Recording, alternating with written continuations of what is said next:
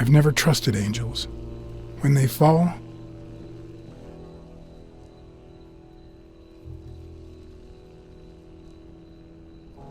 they turn into demons.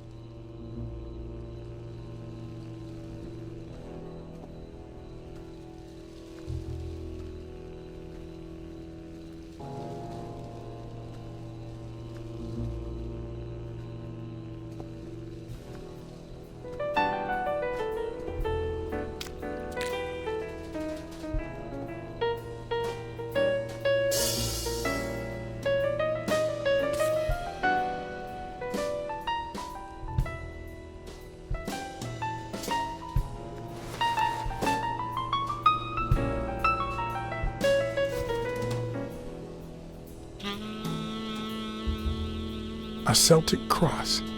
Supposedly, the ring keeps the devil at bay by reflecting the sunlight. Really handy at this time of the day.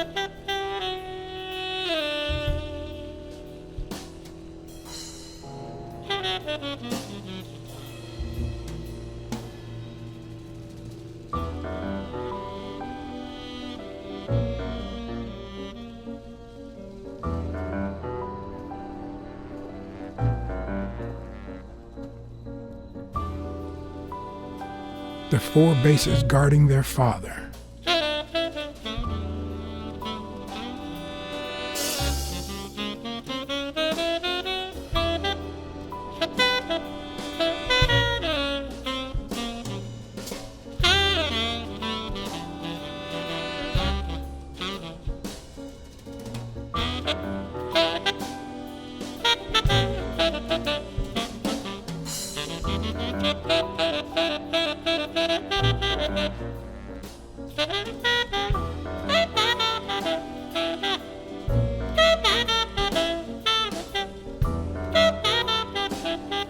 According to the book I found at Dunn's place, fans of the sport leave baseballs on Bradwick's tomb to pay their respects. It's strange that I don't see any.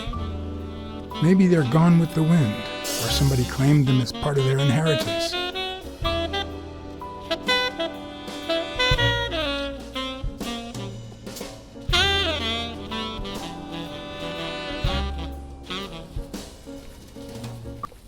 Still hot.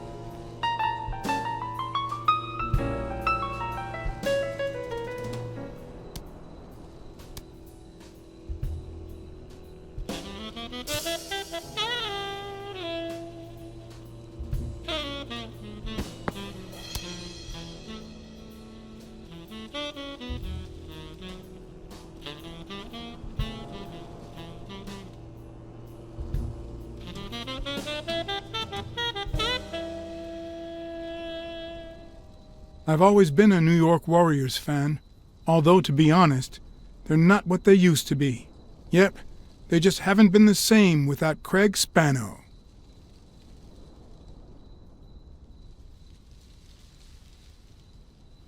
Joe Dunn met with someone at the diner, close to his gym. Then he took that person to his house, so that he didn't have to live at the cemetery. I would have never guessed the person's identity.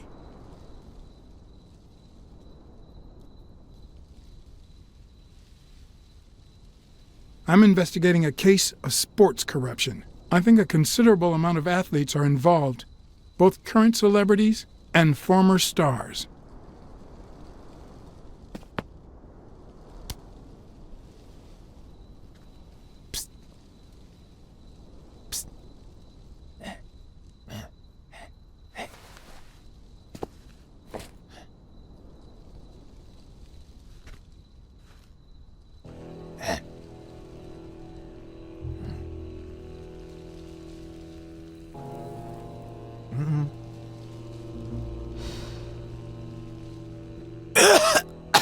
Marleys are the absolute worst.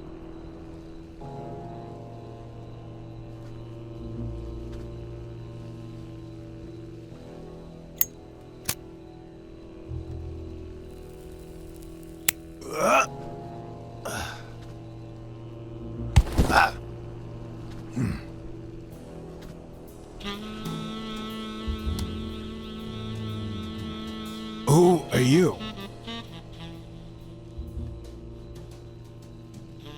I'm John Blacksad, private investigator. How's Joe? One question at a time. It's my turn.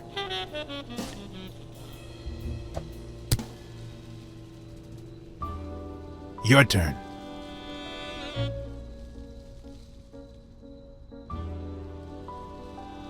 Why did you meet with Joe Dunn? Because he was looking for me. He came here one morning, but I was too embarrassed to come down. Because he left a baseball with his initials on by the tombstone. Sam's Diner, tomorrow, 12:30 a.m. Because he knew they want to kill me. What did he want from you? And who wants to kill you? One question at a time.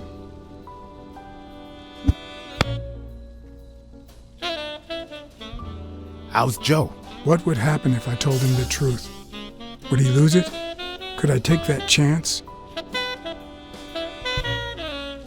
Joe Dunn is dead. Murdered. I told you, Joe.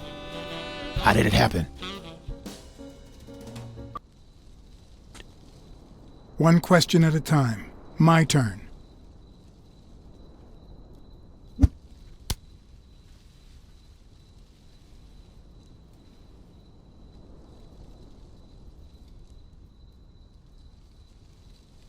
What did Dunn want from you? He wanted to know who was playing dirty in the sporting business. Dirtier than usual, that is. Wrecked lives, careers ruined at the top of their game. He wanted to know if the same had happened to me. He wanted to know if the end of my career and my disappearance had anything to do with all that. He wanted me to confirm who was behind it all. The guy who had him killed. Our old friend, the surgeon.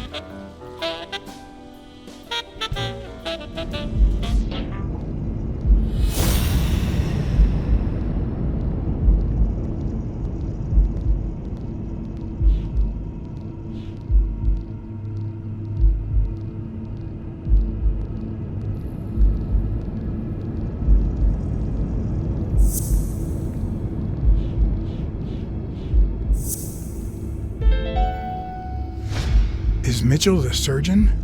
Is he the person behind all of this? That surgeon you mentioned, is he... My turn.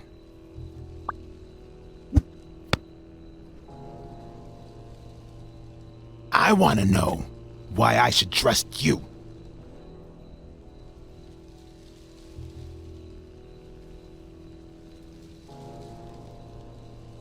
Do it for Joe Dunn, our common friend. It's my turn. That surgeon that you mentioned, is he in this photo I got here? Ow! Hey!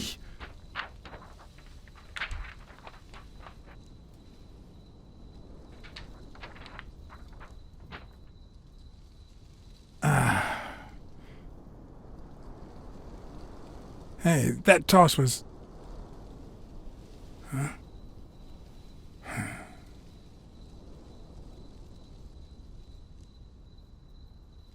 Both my ear and my self-esteem would hurt for days.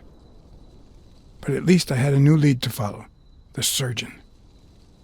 The bastard had avoided my scrutiny by passing as a hospital doctor, but now All of my senses were on guard. No matter how good the disguise or how well he hid, I would find him.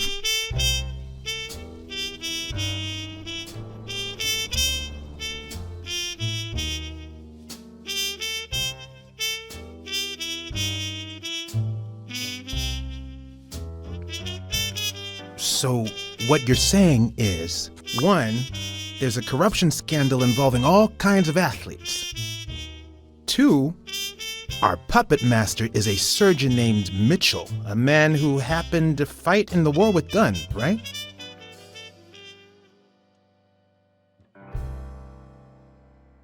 Every lead I've found points to him. Anyway, where was I? Number 3, right? 3. Since Dunn was on his trail, Mitchell hired an anteater to get rid of him.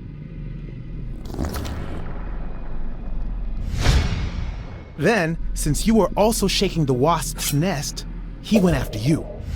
But the anteater made a mistake, and Mitchell killed him to cover his own tracks. And, wait, 4. The key to all this lies with a common friend of Dunn's and Mitchell's, Craig Spenow. Do you really trust him?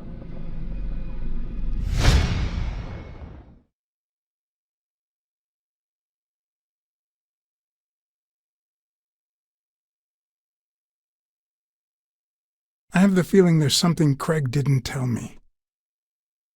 I don't know what exactly, but I'll find out. 4. 5. Dunn was murdered 4 days after taking Speno to his house. If that doesn't make him suspect, makes sense, doesn't it? No, it doesn't add up. Why not? Just a hunch. Let's follow up with the suspects. You told Smirnoff you're convinced that Yale is innocent. But what about O'Leary? 6.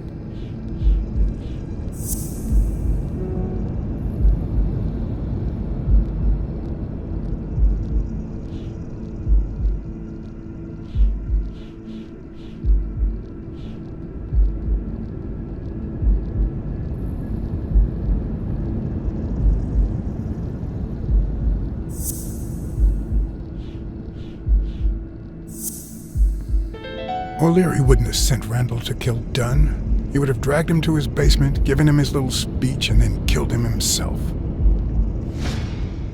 Nah, I know O'Leary, and he wouldn't have sent a hitman. He would have taken matters into his own hands. What about Cassidy? 7, right?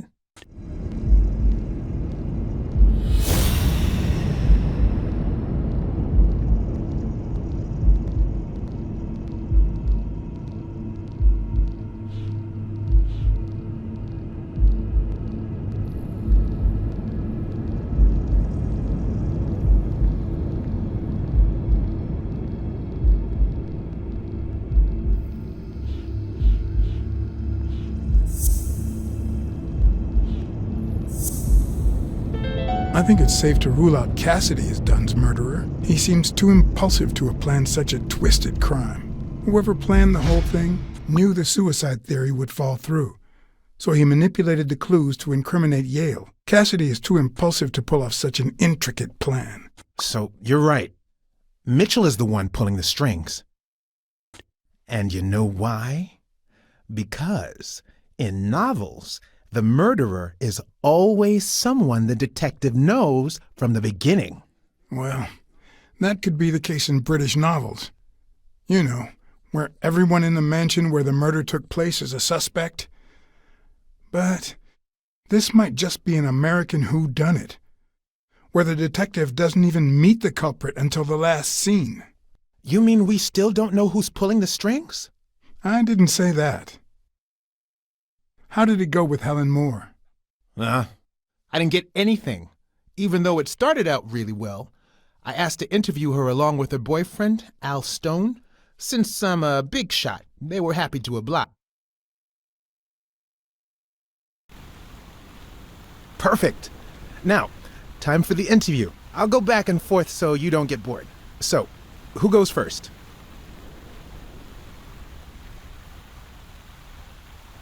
Here's a question for Al.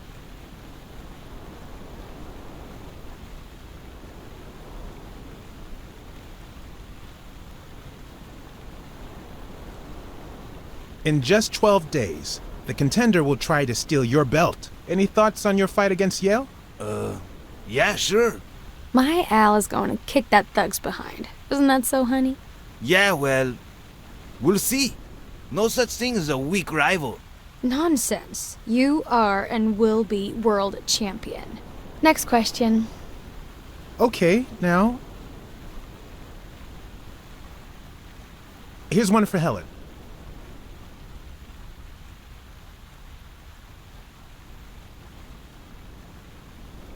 What can you say about the rumors that claim you were in a relationship with Desmond O'Leary?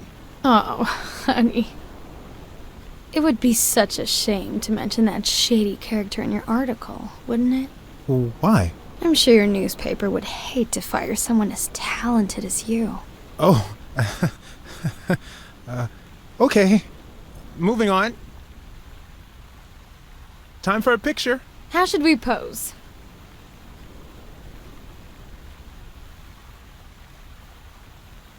Show me your profiles. Back to back.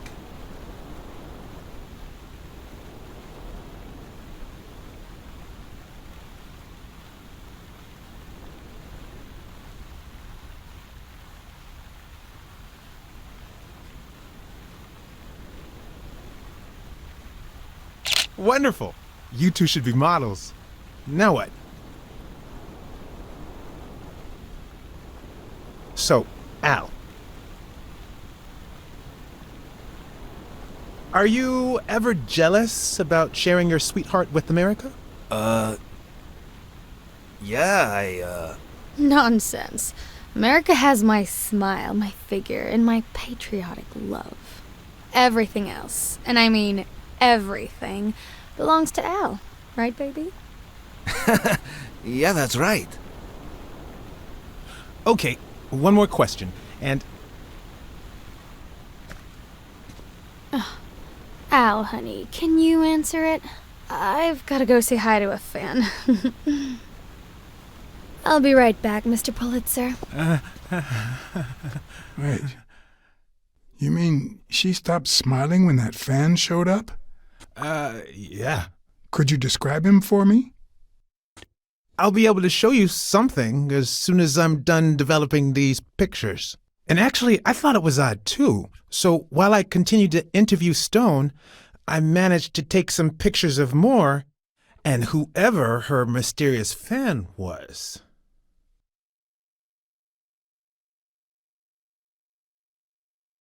All right, so where were we? Are you ever jealous about sharing your sweetheart with America? Well, I wouldn't say I'm jealous, but I know that someone so popular and honest can draw the wrong kind of attention. There are plenty of people who would love to put an end to her career, so it's not easy. In just 12 days, the contender will try to steal your belt. Any thoughts on your fight against Yale? Well, supposedly the odds are in my favor, but there's no such thing as a weak rival. And, you know, Bobby Yale might be young and going through a rough patch, but he's had an amazing streak, so I'll do my best.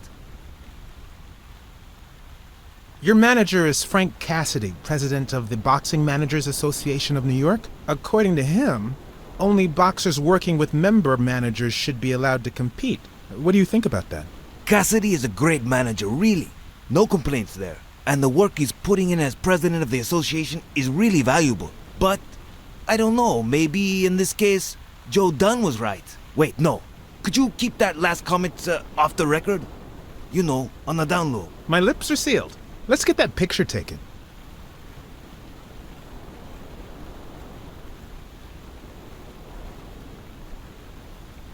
Okay, now raise your head and your arms up like you were celebrating a victory. Like these? Exactly.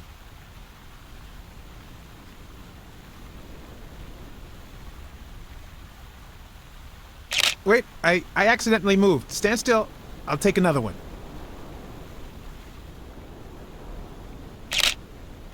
What's with me today? Don't move, please.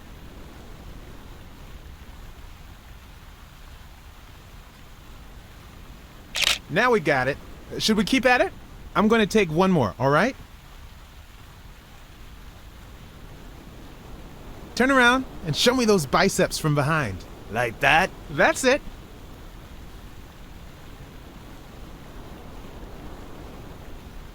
What's up with me? Stand still. I'll take it again. I can't seem to get it right. Don't move.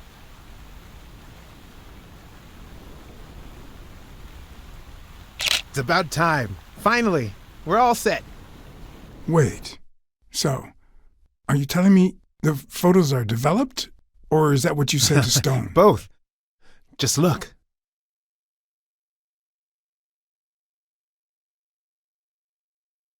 Who's that guy? I know he's not a fan. You should have seen her face when she saw him.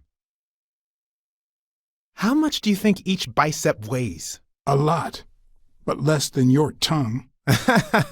You're hilarious. Who's that guy? I know he's not a fan. You should have seen her face when she saw him.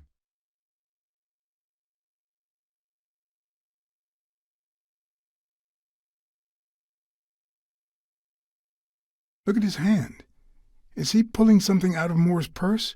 Or putting it in?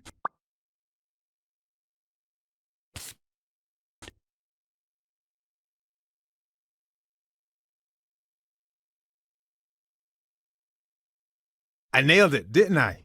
The perfect couple, leaning on each other. Just like you and me, pal. Steady there, cowboy. You know, I thought he'd be cocky, but he didn't seem too convinced about beating Yale. It makes sense. O'Leary's rigged the fight. Stone has to lose.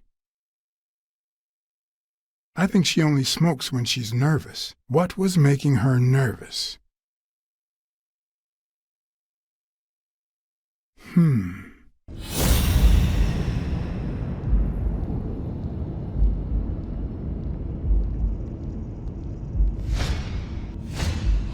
I've seen that matchbox before.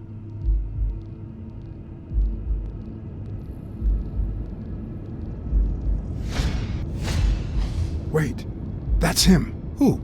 Mitchell, the surgeon. Seriously? We got him. Not yet. Right. We still have to find him. Hey, pal. Did you hear what I just said? We need to keep looking at all those pictures. We need a clue that'll take us to Mitchell. Hey, see? There. Just like I was saying.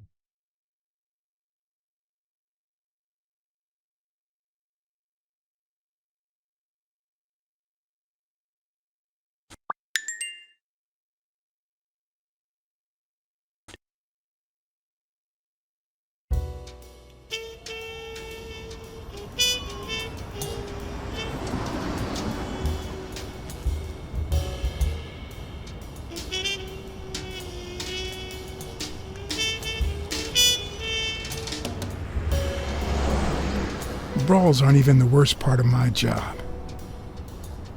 Sure, you may take a beating, but at least you get the chance to defend yourself. But when you're sitting in your car all night, there's no way out.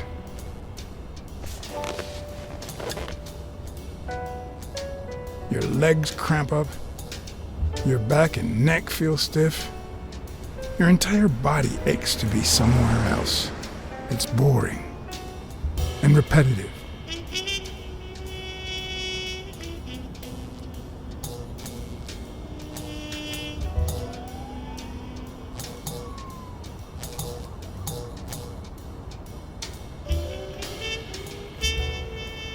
People were finally leaving the place. The bar was about to close. And I hadn't seen Mitchell go in or out.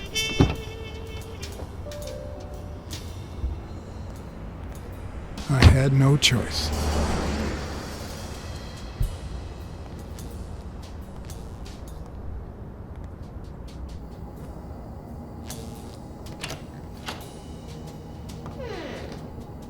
I see you took me up on my invitation.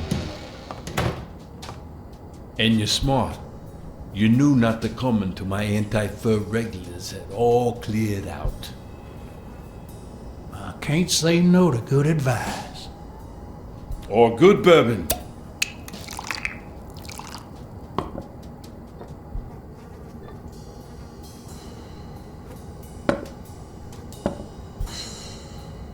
Here's looking at you, Mr.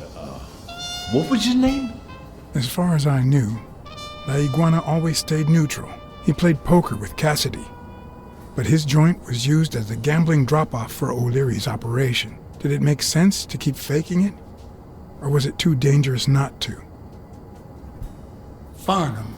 Howard M. Farnham II. That's right. Howard Farnham from Ding Dong, Texas.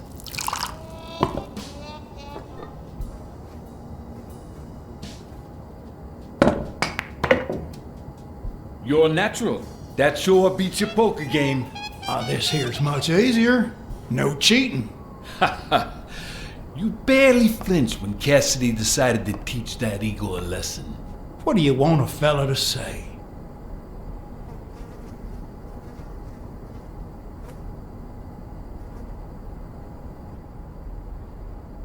If Cassidy hadn't ordered his barber to kill that son of a bitch, I'd have done it myself. Some of God's creatures just don't deserve to live. Damn it. Well, nobody's perfect.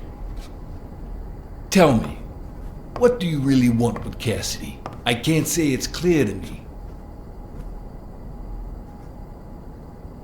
Well, you see, Desmond O'Leary is my enemy. If you know a thing or two about him, I can leave it at that. Don't worry about it. I was only curious. So, what about me? What do you want from me? No one comes to La Iguana just to drink and play pool.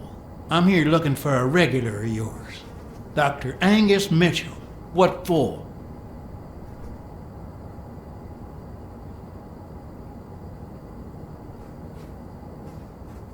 We fought together during the war. I just wanted to say hi. Sure. Tell you what, I'll talk to Mitchell. Come back tomorrow night. You don't understand. I have to talk to him, or else. Or else what?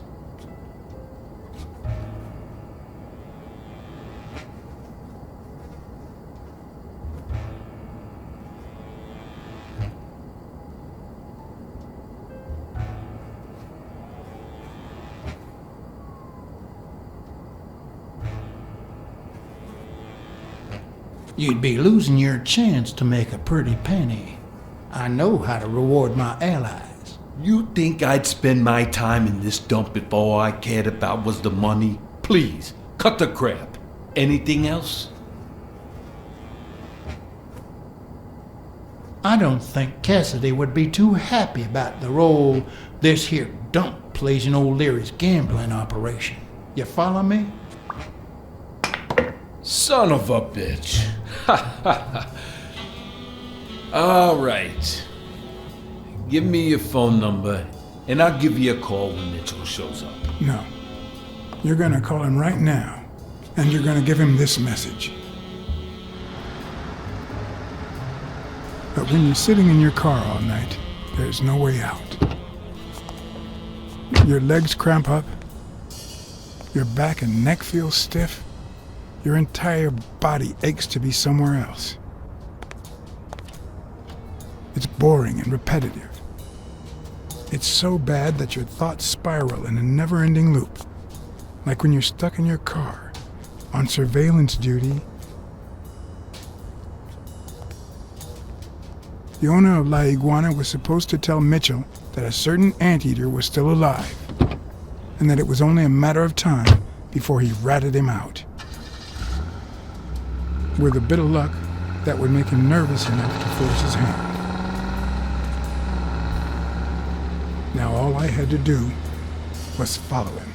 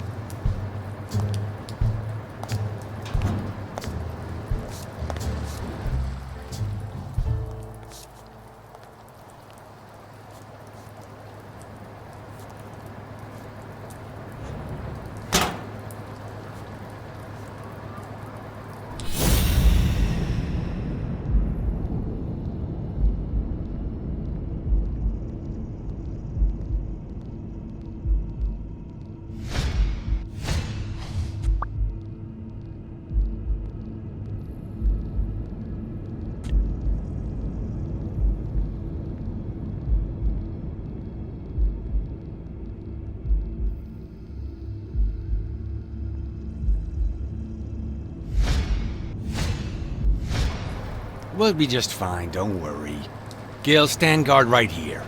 If the cat shows up, you know what to do. I'll be back in an hour.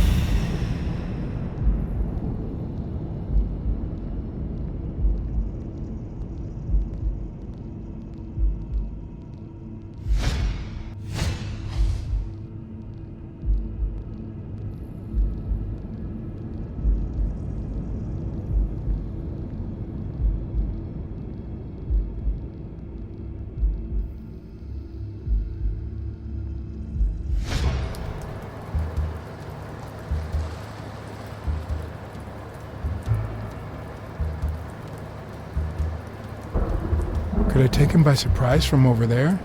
Although I don't know how I'd get there.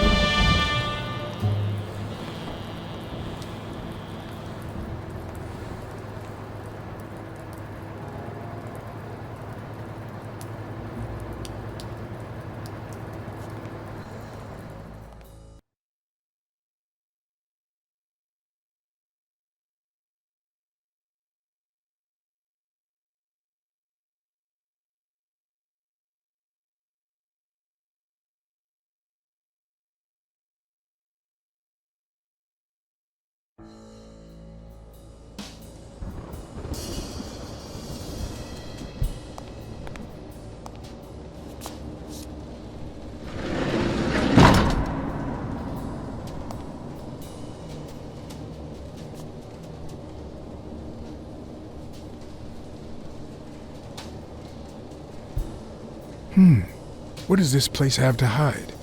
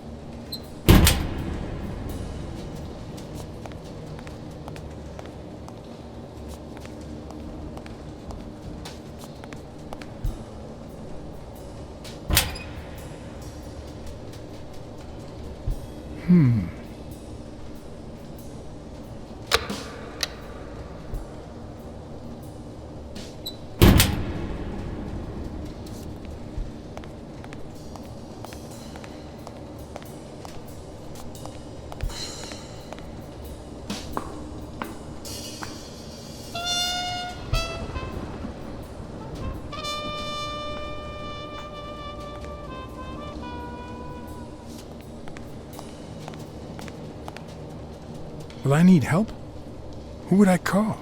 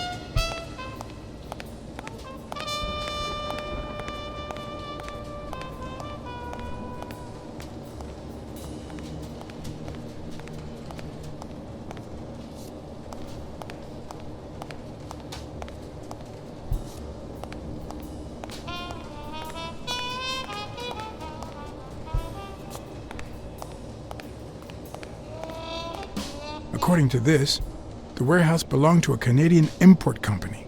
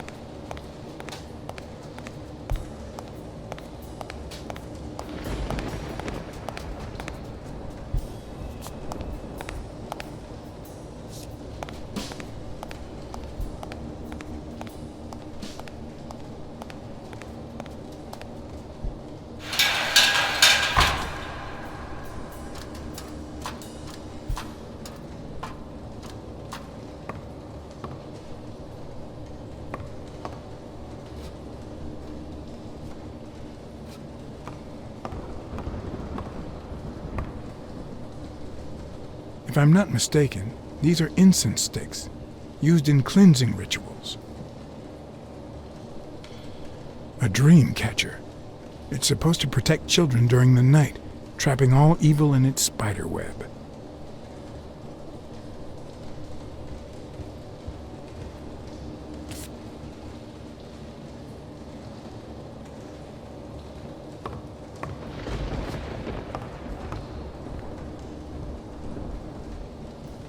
It could be an Ojibwa totem pole, in which case the top animal would be a crane.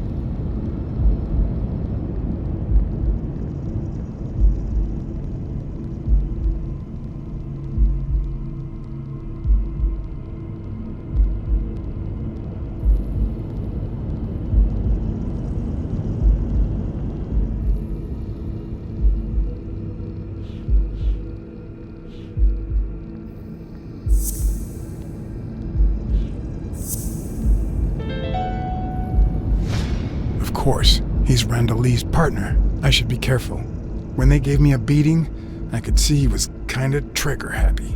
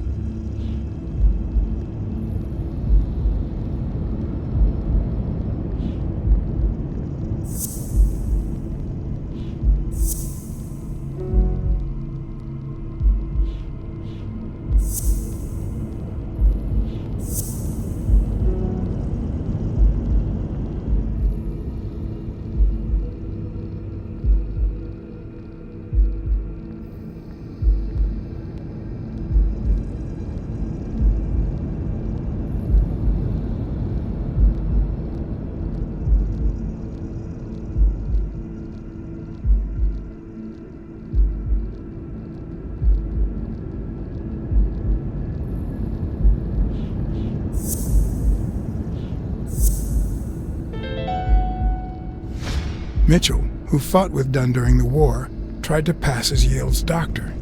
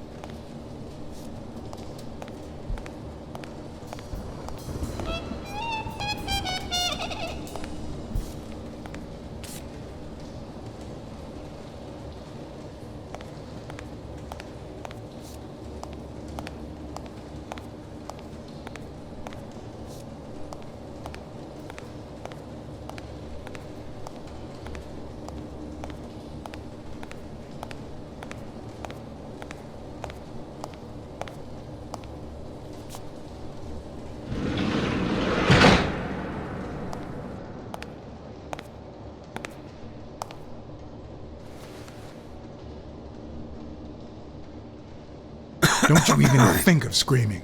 I might not even talk.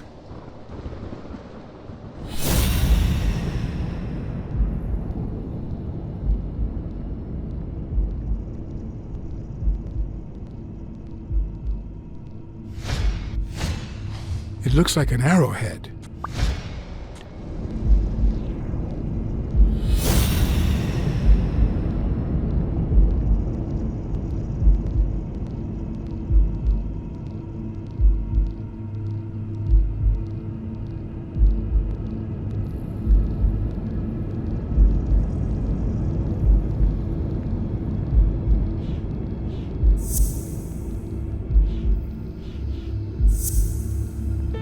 Everything seems to prove that Gil is a Native American, and I'm almost sure that the woman in the picture is his mother.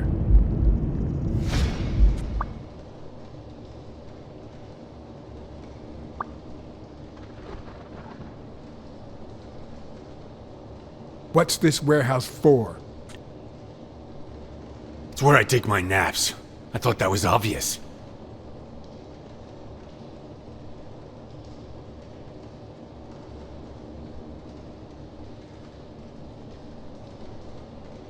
You know who'll always believe in you? Your mother. My mother never lost her faith in me. And I gave her plenty of reasons when I was a kid.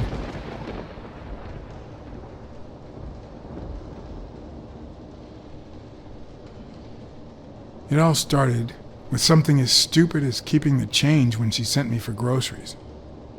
Then I started stealing fruit from the street stands. And finally, I turned to pickpocketing. Somehow, my mother managed to keep me in school until I got into college, but I never gave her reasons to believe in me then either.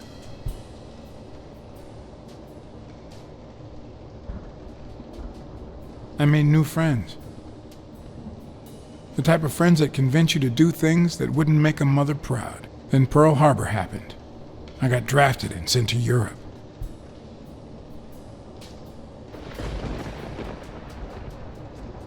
I never knew how to follow orders. They sent me back home with a dishonorable discharge. But when I got back, I was treated like a pariah, a veteran outcast who never should have come back in the first place. And yet, my mother never ceased to...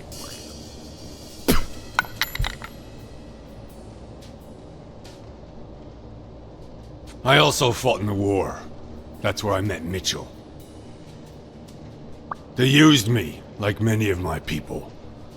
And then they just tossed us aside. The first time Mitchell offered me to do this, I told him to take a hike. I wanted to get my act together. but I ended up begging him.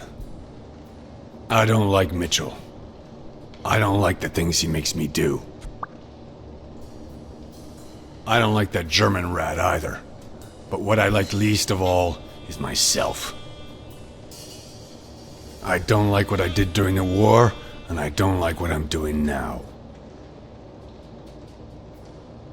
Do you know what it's like to kill a friend for the sake of the mission? Huh. But my mother, she always thought I'd make amends and start anew.